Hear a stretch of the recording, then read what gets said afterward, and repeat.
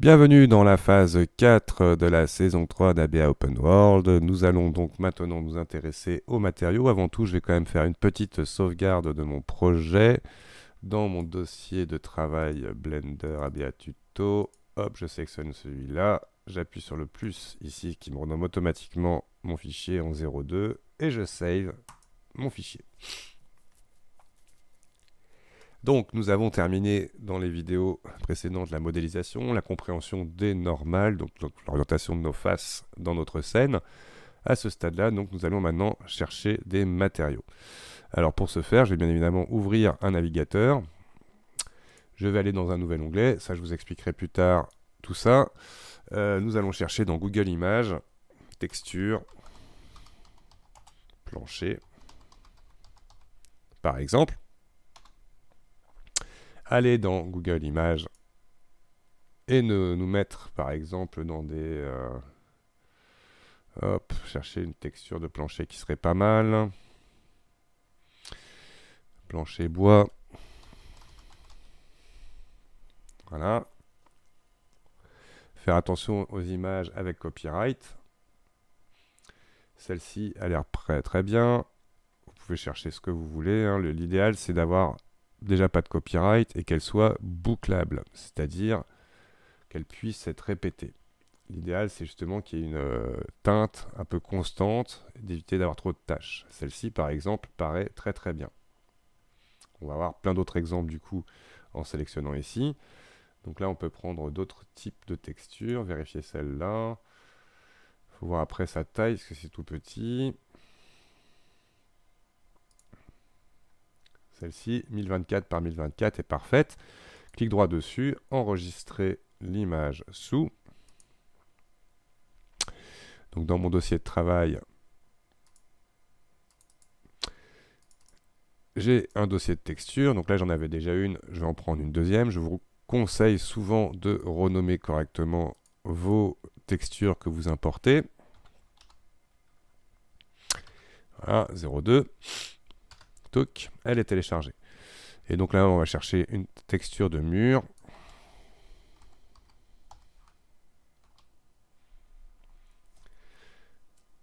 Le mieux, c'est qu'elle soit bouclable. Donc je prends l'option Seamless en plus. Et là, j'essaie de chercher un crépi dans ce genre. Quelque chose de pas trop petit non plus. Alors j'évite avec... Voilà, ça c'est parfait. Enregistrer l'image sous. Et donc moi j'en avais déjà un. Hop, je sélectionne celui-ci. Je le renomme en 02. Enregistrer. Une fois que j'ai mes textures de charger. Je vais aller maintenant dans la partie Shading Editor. Donc je sélectionne ma pièce. Et je vais dans Shading. On va venir dans son dossier ici. Hop. Chercher mon dossier de texture. Alors, pourquoi il ne veut pas rafraîchir les affichages de mes images? Étonnant. On va se remettre en vertical. Bon, normalement il devrait les afficher ici. Heureusement qu'elles sont bien nommées. J'espère que chez vous ce bug n'arrivera pas. Donc là je vais tout simplement sélectionner ma pièce. Hop. Donc on voit dans le mode shading automatiquement, il nous a mis dans le mode développeur, qui va nous permettre comme ça de pouvoir, hop, pourquoi pas avec différents types d'affichage, voir le résultat directement de nos textures sur notre géométrie. Donc là, mon objet est ici sélectionné, il a déjà un matériel. Si ce n'était pas le cas, vous pourriez en créer un nouveau tout simplement en faisant ici, dans les matériaux, un new. Donc je monte par exemple, là, si je supprime celui-là, hop, moins, il n'y a plus de matériel. Je fais new, ça me crée une nouvelle matière. Celle-ci, on va l'appeler par exemple plancher.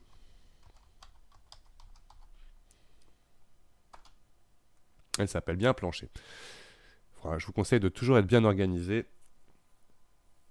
pour les noms de vos créations pour éviter d'être perdu. Donc maintenant, une fois que mon plancher est fait, je vais aller chercher mon plancher 01 que je vais amener hop, directement dans ma fenêtre ici. Le connecter couleur à base color. Et là, on voit automatiquement ma texture se positionner sur ma géométrie.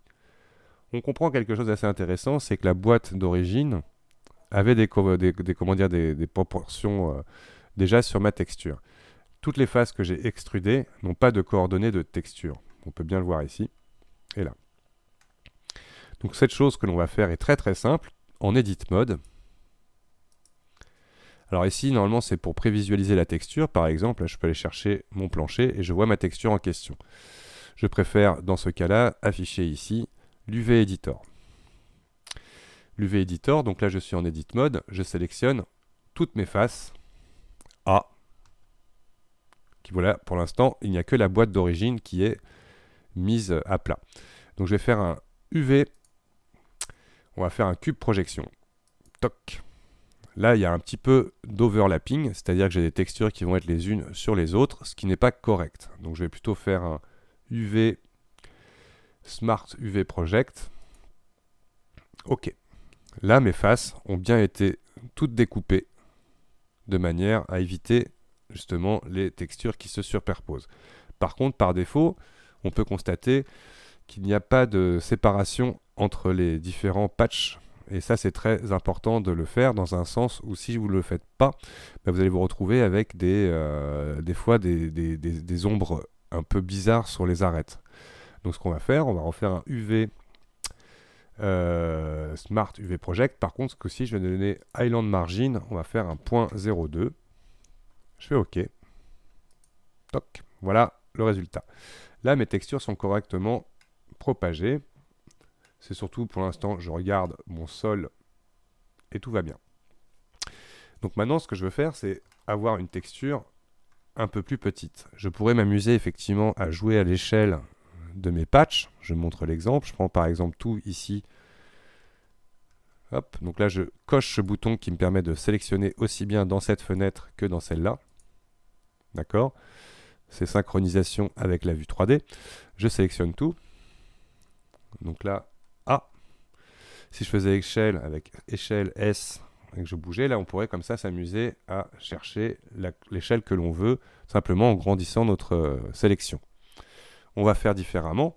Pour ce faire, on va venir déjà s'assurer d'avoir un add-on de connecter, d'activer dans les préférences, Edit Preferences. Et là, je vais chercher dans Add-on le node Wrangler. Donc là, par défaut, là j'ai Enable Only. Vous tapez WR Wrangler, hop, on arrive tout de suite dessus, qui permet donc d'activer un outil qui permet d'accélérer les choses. Vous allez voir dans le mode ici. Après, j'espère que je dis pas de bêtises, que c'est bien celui-là. Normalement, si je fais CTRL-T, automatiquement, il va peupler avec cette fonction-là en plus le mapping et le texture coordinate. Parce que sinon, vous auriez été obligé de faire add input texture coordinate, ensuite add vector mapping, et de devoir connecter les éléments de cette façon. Donc là, façon maintenant la plus rapide, avec le Wrangler, T, pardon, T, ce sont les outils, c'est CTRL-T, et là, automatiquement, je charge mes corrections de mapping, donc par rapport aux UV, vont me permettre de jouer avec son échelle. Donc là, par exemple, j'ai une échelle à 1 en Z partout. Je viens sélectionner ici, je vais mettre à 5. Je vérifie, donc c'est 5 fois plus grand. On est pas mal, étant donné que ça fera des plaintes un peu grandes. Là, on va peut-être aller un peu plus loin. 7. Ça me semble très bien. Alors là, on va constater tout à l'heure sur le mur comment corriger tout ça. Donc maintenant, je veux avoir un nouveau matériel pour mon mur. Donc on va dire que mes UV sont faites. Ici, je vais repasser dans le Texture Node Editor. N. Et on va afficher... C'est pas le texture, pardon. C'est l'image editor. Voilà. Notre texture. Donc là, maintenant, je vais créer une nouvelle matière. Donc là, j'ai mon plancher de créer, plus une nouvelle matière. Et on va l'appeler mur. Donc je fais New. et j'appelle mur. Mon mur, je veux l'appliquer uniquement aux faces de mes murs. Le plafond sera la même texture. Donc ce que je fais pour aller plus vite, je sélectionne mon sol. CTRL I ou menu select inversé. Inverte. Et là, je vais appliquer tout simplement mon mur. Donc je sélectionne le mur et je l'assigne. Toc. Donc pour l'instant, me voici avec ce résultat. Tout bêtement, on va venir chercher ma texture de mur. CTRL T pour peupler son arbre de correction de projection. Et là, par contre, je ne vais pas le mettre dans le base color. Pour le régler à la rigueur, on peut le regarder comme ça. Et je vois que ça donne ceci. Ce qui est plutôt pas mal. On va quand même grandir un peu l'échelle. Voilà. Ça me donne donc cet effet. Par contre, je ne vais pas l'utiliser en tant que couleur. Je veux l'utiliser en tant que relief. Le relief, on le gère par ce qu'on appelle la normale une fois de plus. Donc je vais ajouter un vecteur bump, c'est du relief, que je vais mettre ici. Sauf que le nœud, on va le connecter directement à la normale. Je ne vais pas mettre une force trop importante. Pour régler mon bump, de toute manière, il va falloir que je vérifie sa force, mais je vais déjà mettre une force à 0.3 par exemple pour démarrer. Hop, donc là j'ai un mur blanc avec un relief dessus. On va laisser pour l'instant le spéculaire et le roughness par défaut. On viendra le régler à partir du moment où on configurera la prochaine partie avec Eevee. Tiens, mes textures sont de retour. Donc à partir de là, on va faire un petit file save.